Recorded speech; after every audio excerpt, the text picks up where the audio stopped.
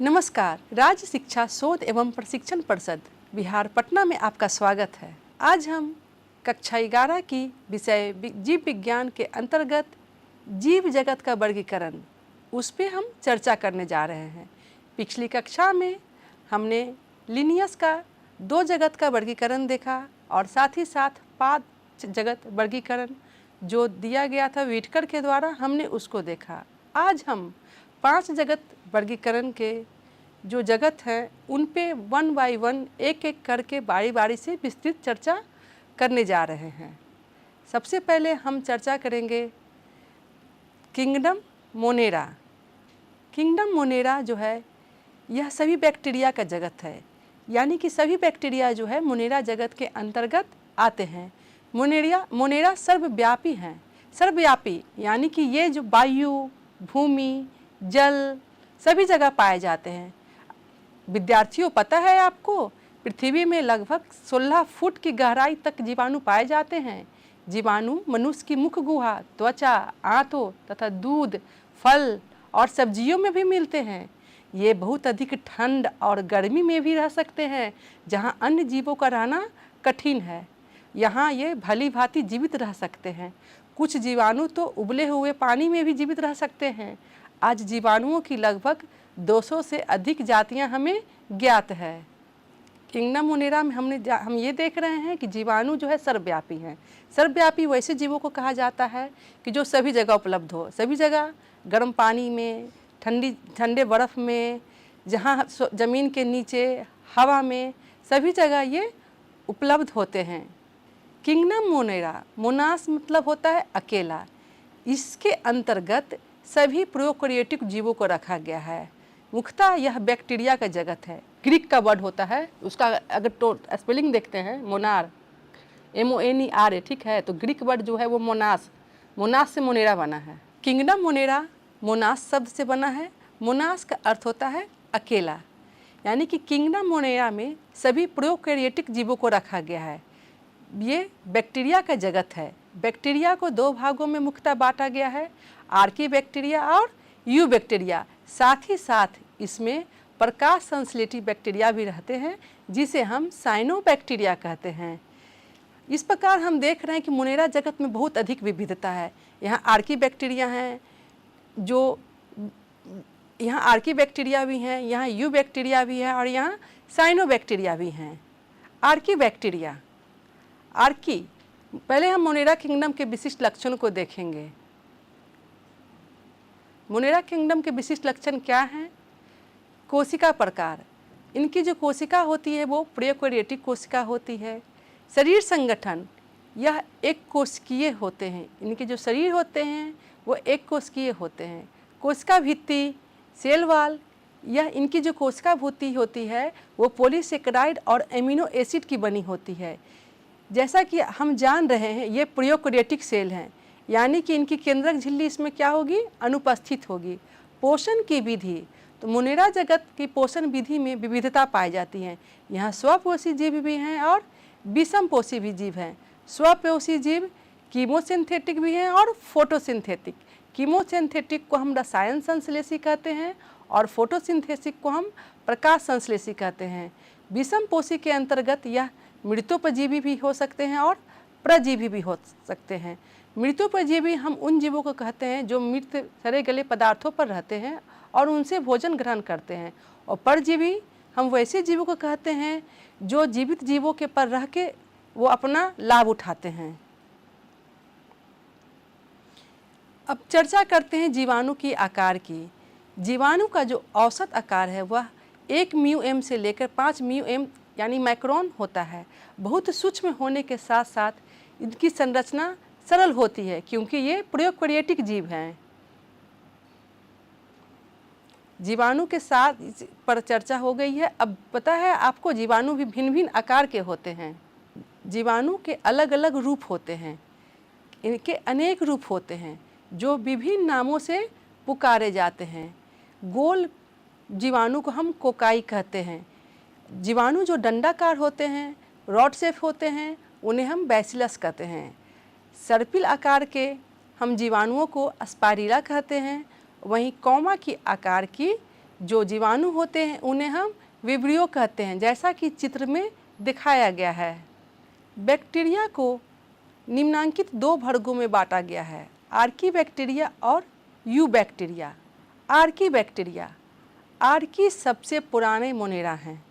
यह जो है बहुत विषम परिस्थितियों में रख सकते हैं। विषम परिस्थिति जहाँ सर्वाइव करना बहुत ही मुश्किल होता है, उन परिस्थितियों को हम विषम परिस्थिति कहते हैं। यह नमक की उच्च सांद्रता में भी रह सकते हैं, उच्च तापक्रम जो 80 डिग्री सेंटीग्रेड होता है उससे भी अधिक तापक्रम पर ये रह सकते हैं। ये ऑक्सीजन की अनुपस्थिति में भी रह सकते हैं तथा साथ ही साथ यह अम्लीय पीएच में भी रह सकते हैं।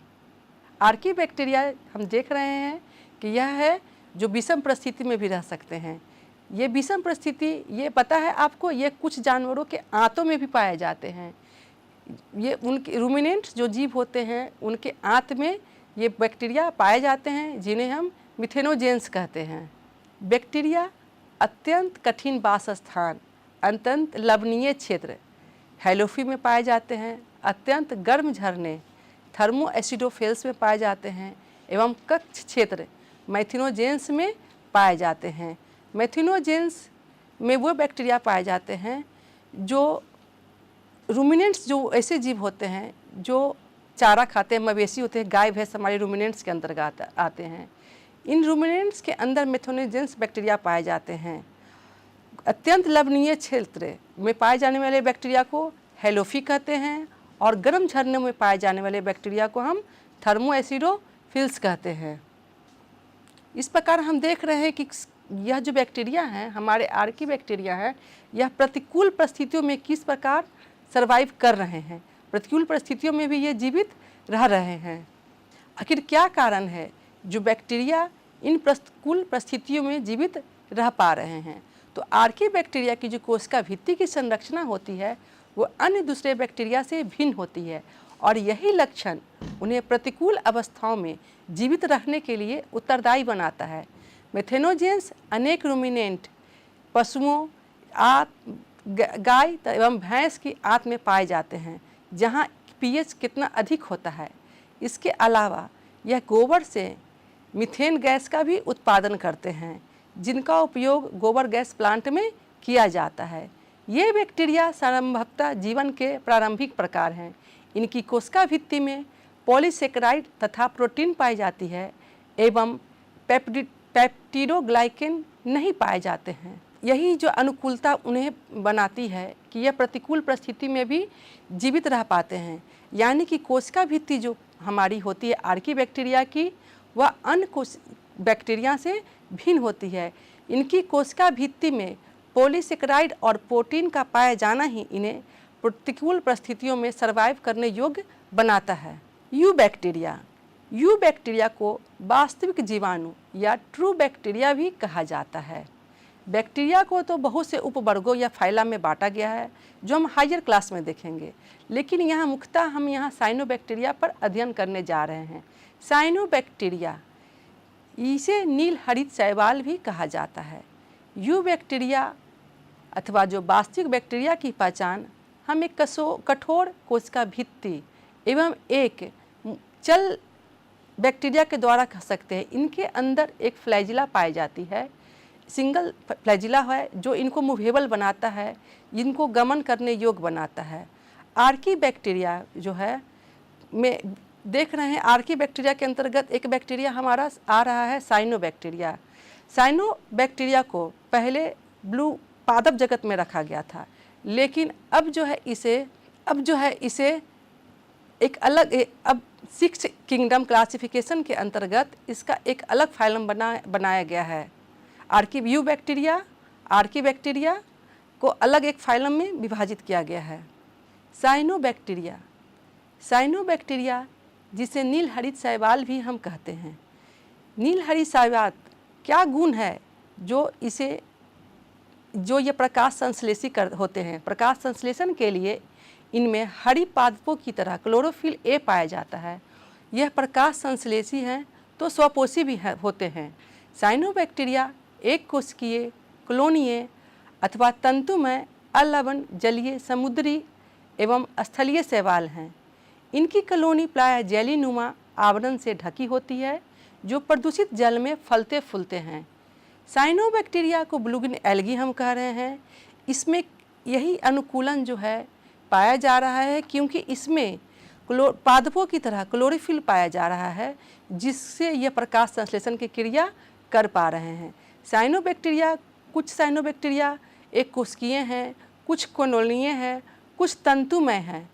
इनकी कॉलोनी में एक आवरण के द्वारा एक जेलीनुमा जेलेटिनस एक शीट के द्वारा ढकी होती है और यहाँ प्रदूषित जल में यह फलते फूलते हैं। बैक्टीरिया जैसे नॉस्टॉक और एनाबीना पर्यावरण के नाइट्रोजन को हेट्रोसिस्ट नामक विशिष्ट कोशिकाओं द्वारा स्थिर कर सकते हैं। बैक्टीरिया के अंदर जो हेट्रोसिस्ट पाया जाता है, एक पिगमेंट पाया जाता है, यह क्या करता है, यह पर्यावरण में जो नाइट्रोजन पाए जाते हैं इनको स्थिर करते हैं। रसायन संश्लेषी जो हमारे बैक्टीरिया होते हैं जिनको हम कीमोसिंथेटिक बैक्टीरिया भी कहते हैं, ये नाइट्रेट, नाइट्राइट एवं अमोनिया जैसे विभिन्न अकार्बनिक पदार्थों को ऑक्सीकृत करते हैं और उनसे जो ऊर्जा मुक्त होती है उस मुक्त ऊर्जा का उपयोग एटीपी के उत्पादन के लिए करते हैं।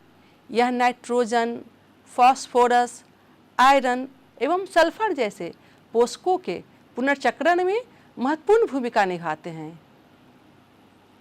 इस प्रकार हम देख रहे हैं साइनोबैक्टीरिया के अंदर हेट्रोसिस्ट नामक पिगमेंट पाया जा रहा है जो वातावरण के द्वारा जो नाइट्रोजन को वो स्थिर करते हैं। रसायन संश्लेषी बैक्टीरिया जो हमारे होते हैं नाइट्रेट, नाइट्राइट एवं अमोनिया जैसे विभिन्न अकार्बनिक पदार्थों को ऑक्सीकृत करते हैं और हमारे ये साइनोबैक्टीरिया जो हैं, हमारे जो बैक्टीरिया हैं यह नाइट्रोजन, फास्फोरस, आयरन, सल्फर जैसे पोषकों के पुनर्चक्रण में महत्वपूर्ण भूमिका निभाते हैं। जीवाणु हमारे लिए आर्थिक दृष्टिकोण से बहुत महत्वपूर्ण हैं। अब हम जीवाणुओं के आर्थिक महत्व पर प्रकाश डालने जा रहे हैं। जीवाणु हमारे लिए एक ओर तो लाभप्रद भी हैं और दूसरी ओर हानिप्रद भी हैं। तो सबसे पहले हम इनकी लाभप्रद क्रियाओं को देखने जा रहे हैं। जीवाणु किस प्रकार हमारे लिए लाभदायक हैं, तो हम पहला है मिनरलाइजेशन का काम करते हैं। बहुत सारे जो हमारे जीवाणु हैं वो मिनरलाइजर का काम करते हैं। वो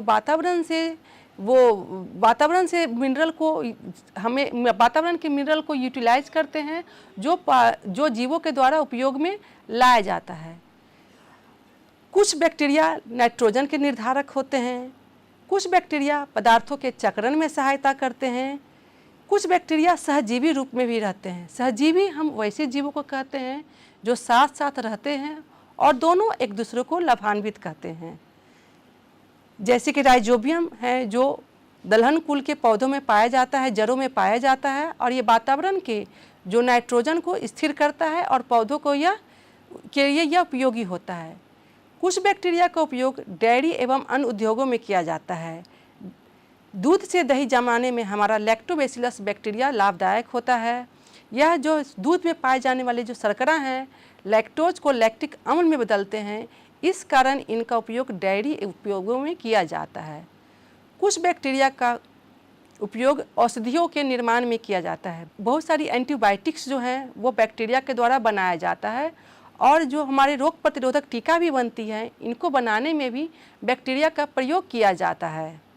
बैक्टीरिया हमारे लिए हानिकारक भी है। बहुत सारे ये रोग भी उत्पन्न करते हैं, हैजा, निमोनिया, ये सब जो रोग है वो बैक्टीरिया के द्वारा उत्पन्न किया जाता है। वहीं बैक्टीरिया हमारे लिए हानिकारक भी हैं, यह खाद्य पदार्थों को नष्ट करते हैं।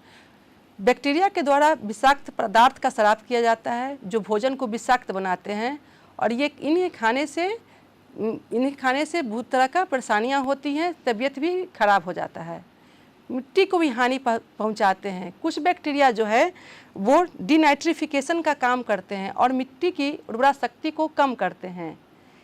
कपास का नाश, कुछ बैक्टीरिया जो है वह रुई के रेशों का नाश करते हैं और कपास की फसल को नुकसान पहुंचाते हैं।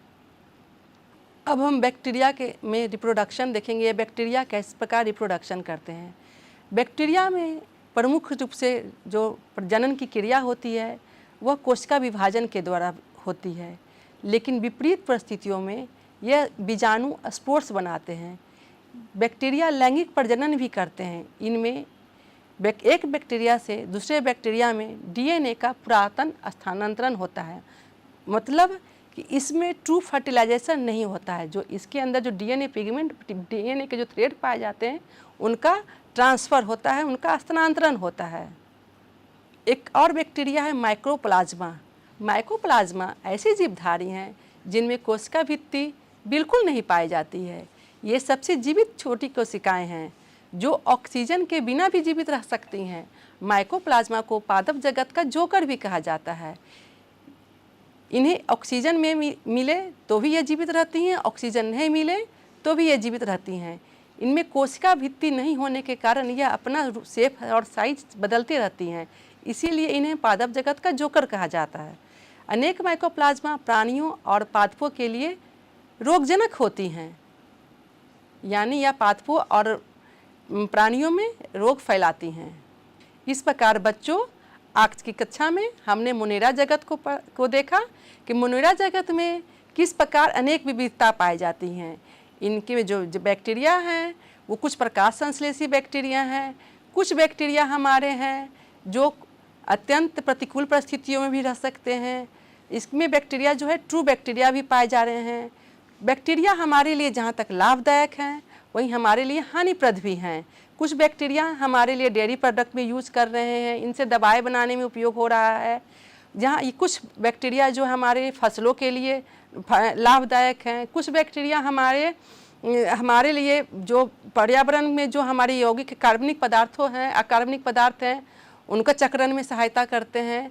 और वहीं कुछ बैक्टीरिया हमारे लिए हार्मफुल हैं जो अनेक रोग भी पैदा करते हैं। इस प्रकार आज की कक्षा में हमने मुनेरा जगत के बारे में चर्चा की है। आज के लिए इतना ही, धन्यवाद।